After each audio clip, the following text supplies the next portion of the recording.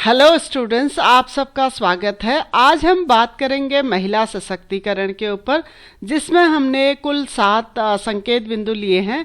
पहला संकेत बिंदु है प्रस्तावना, दूसरा है महिला सशक्तिकरण का अर्थ, तीसरा है भारत में महिला सशक्तिकरण की आवश्यकता क्यों है, चौथा पॉइंट है महिला सशक्तिकरण की मुख्य बाधाएं, पांचवा है महिला सशक्तिकरण में सरकार की भूमिका और महिला सशक्तिकरण से लाभ, ये छठा पॉइंट है। और सातवां और अंतिम पॉइंट है उपसंहार। तो आइए निबंध की शुरुआत करते हैं प्रस्तावना से। क्या महिलाओं के बगैर एक परिवार, एक समाज, एक राष्ट्र या पूरी दुनिया की कल्पना की जा सकती है? नहीं। तो फिर वही नारी अपने अधिकारों से वंचित क्यों है? कोई भी देश बिना महिलाओं की तरक्की के उन्नति नहीं कर सकता है। इसीलिए महिलाओं को उनके संपूर्ण मानव अधिकार दिए जाने आवश्यक है, ताकि महिलाओं की समाज में चौतरफा उन्नति हो सके और वे हर क्षेत्र में अपनी क्षमता के अनुरूप कार्य कर सकें और देश और समाज की तरक्की में अपना संपूर्ण योगदान दे सकें। अब जानते हैं महिला सशक्तिकरण का अर्थ। महिला सशक्तिकरण का अर्थ है महिलाओं की उन्नति के लिए उनको सामाजिक, आर्थिक, राजनीतिक, शिक्षा, विचारों की स्वतंत्रता, रोजगार में समानता आदि अधिकारों को प्रदान करना। यानी हर क्षेत्र में महिलाओं को भी पुरुष के बराबर ही समान अधिकार प्रदान करना।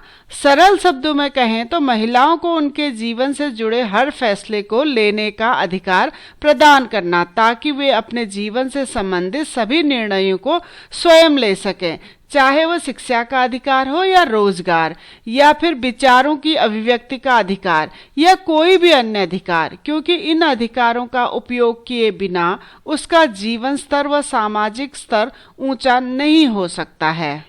हमारा अगला और सबसे महत्वपूर्ण पॉइंट है भारत में महिला सशक्तिकरण की आवश्यकता क्यों है। तो जानते हैं, चलिए।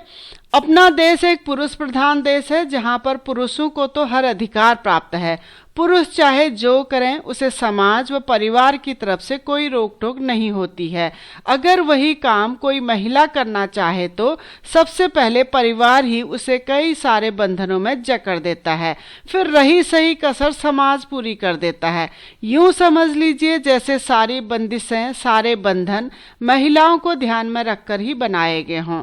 आज जब हमने हर क्षेत्र में खूब तरक्की कर ली है, बावजूद इसके महिलाओं के प्रति हमारी सोच अभी भी बहुत पिछड़ी हुई है। आज भी घूंघट प्रथा, पर्दा प्रथा, दहेज प्रथा, कन्या भ्रूण हत्या आदि हमारे समाज में जारी हैं। महिलाओं से दुर्व्यवहार, शोषण, अत्याचार और यौन हिंसा की घटनाएं हर रोज सुनाई देती हैं।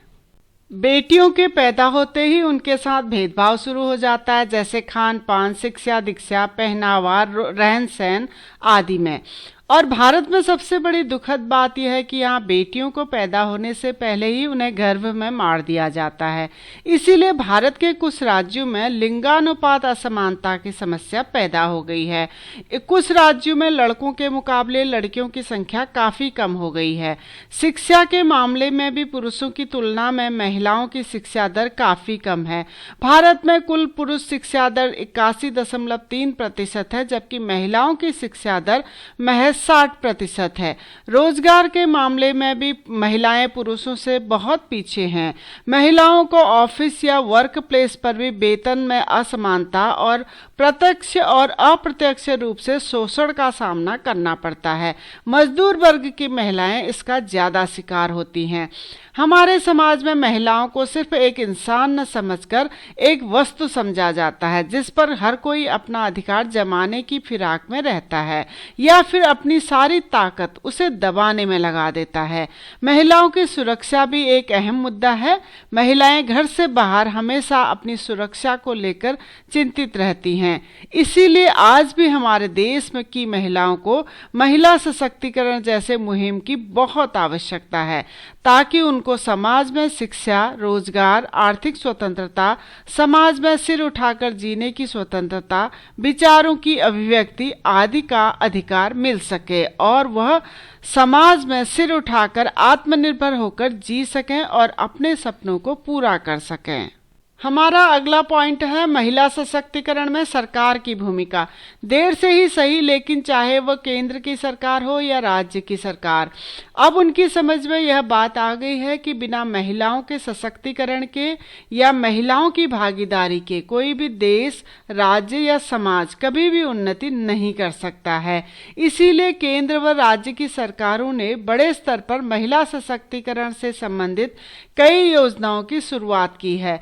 महिला एवं बाल विकास कल्याण मंत्रालय के द्वारा महिलाओं से संबंधित कई योजनाएं इस वक्त चलाई भी जा रही हैं, जिसमें महिलाओं और बच्चियों के जन्म व स्वास्थ्य, उनकी शिक्षा दीक्षा, उनकी सुरक्षा व रोजगार से जुड़ी योजनाएं मुख्य रूप से शामिल हैं। इसके अलावा केंद्र तथा राज्य सरकारों में उनकी भागीदारी को सुनिश्चित करना, पंचायत स्तर पर महिलाओं के लिए सीटों का आरक्षण करना भी शामिल है। रोजगार संबंधी क्षेत्रों में भी महिलाओं को सीधे रोजगार से जोड़ने तथा उन्हें आत्मनिर्भर बनाने के लिए कुछ क्षेत्रों में प्रशिक्षण दिया जा रहा है। ज्यादा से ज्यादा महिलाएं स्वरोजगार से जुड़ें, इसके लिए उन्हें बैंकों से लोन लेने की भी विशेष सुविधा दी गई है। वहीं महिलाओं से संबंधित कुछ अधिनियमों को भी बनाया गया है, जैसे दहेज अधिनियम, बाल विवाह अधिनियम, यौन शोषण अधिनियम, घरेलू हिंसा से संबंधित अनेक अधिनियम बनाए गए हैं। इनमें दोषियों के लिए कठोर कार्रवाई या दंड का प्रावधान किया गया है। अब जानते हैं महिला सशक्तिकरण से लाभ। महिला सशक्तिकरण का सीधा सीधा लाभ महिलाओं को उनके अधिकारों को प्राप्त करने में मिलेगा। इससे महिलाओं को वह सब अधिकार मिलेंगे जिस पर उनका बुनियादी हक है। अगर महिलाएं शिक्षित व आर्थिक रूप से मजबूत होंगी तो वो दूसरों के दबाव में आकर जिंदगी नहीं जिएंगी और उनकी आर्थिक मजबूती उन्हें समाज में सम्मानजनक स्थान दिलाएगी। पढ़ी लिखी महिलाएं अपने घर, परिवार व बच्चों को शिक्षित कर उन्हें सही मार्ग पर चलने की प्रेरणा देंगी। शिक्षित व सशक्त महिलाएं राष्ट्र निर्माण में भी अपनी अहम भूमिका निभाएंगी। सशक्त महिलाएं ही आने वाली पीढ़ियों की महिलाओं और बच्चियों के लिए मजबूत सहारा व प्रेरणा बनेंगी, ताकि भविष्य में आने वाली पीढ़ियों को महिला सशक्तिकरण जैसे अभियानों की जरूरत ना पड़े। महिलाएं अपने अधिकारों और अपने हकों के लिए ज्यादा जागरूक होंगी। समाज में भी महिलाओं और पुरुषों का एक बराबर ओहदा होगा और घर परिवार की जिम्मेदारियां भी महिलाएं और पुरुषों में बराबर बटेंगी। महिलाओं को उनके बुनियादी हक और अधिकार मिलने से महिलाएं और सशक्त होकर खुलकर हर क्षेत्र में अपना पूर्ण योगदान देंगे, जिससे राष्ट्र की उन्नति निश्चित होगी। अब हम आ गए हैं अपने निबंध के अंतिम पड़ाव में। हमारा अंतिम संकेत बिंदु है उपसंहार। किसी भी समाज में पुरुषों और महिलाओं की अलग अलग जगह होती है और हर समाज में पुरुषों और महिलाओं की बराबर भागीदारी भी आवश्यक है। इसीलिए महिलाओं को भी उनके बुनियादी हक और अधिकार मिलने ही चाहिए। किसी भी समाज का आईना महिलाएं होती हैं। समाज की उन्नति महिलाओं की उन्नति पर निर्भर करती है। इसीलिए कन्या शिशु को इस दुनिया में आने दें, उसका सही तरह से पालन पोषण कर उसे उसके संपूर्ण अधिकार प्रदान करें, तभी हम एक सभ्य समाज की स्थापना कर सकते हैं। वरना वह दिन दूर नहीं जब कन्या पूजन को कन्याएं ढूंढने से भी नहीं मिलेंगी और बेटी की शादी कर घर में लक्ष्मी के रूप में बहू लाने का सपना सपना ही रह जाएगा। आज के समय की सख्त जरूरत है कि सभी महिलाओं को उनके अधिकार प्रदान कर उन्हें सशक्त व सामर्थ्यवान बनाया जाए, ताकि वे बिना किसी दबाव में आकर अपना जीवन पूर्ण रूप से स्वतंत्रता पूर्वक जी सकें और अपने लिए अपने नियम खुद तय कर सकें, समाज और राष्ट्र की उन्नति में अपना महत्वपूर्ण योगदान दे सकें। तो ये था आज का हमारा हिंदी निबंध महिला सशक्तिकरण के ऊपर। आप इसी निबंध को और विस्तार से देखने के लिए हमारी वेबसाइट keepinspiringme.in में विजिट करिए। मैंने डिस्क्रिप्शन में इसका लिंक दे दिया है। अगर आपको वीडियो अच्छा लगे तो प्लीज़ चैनल को लाइक करें, सब्सक्राइब करें और आने वाली वीडियो की इन्फॉर्मेशन के लिए बेल आइकन को दबा दीजिए। धन्यवाद।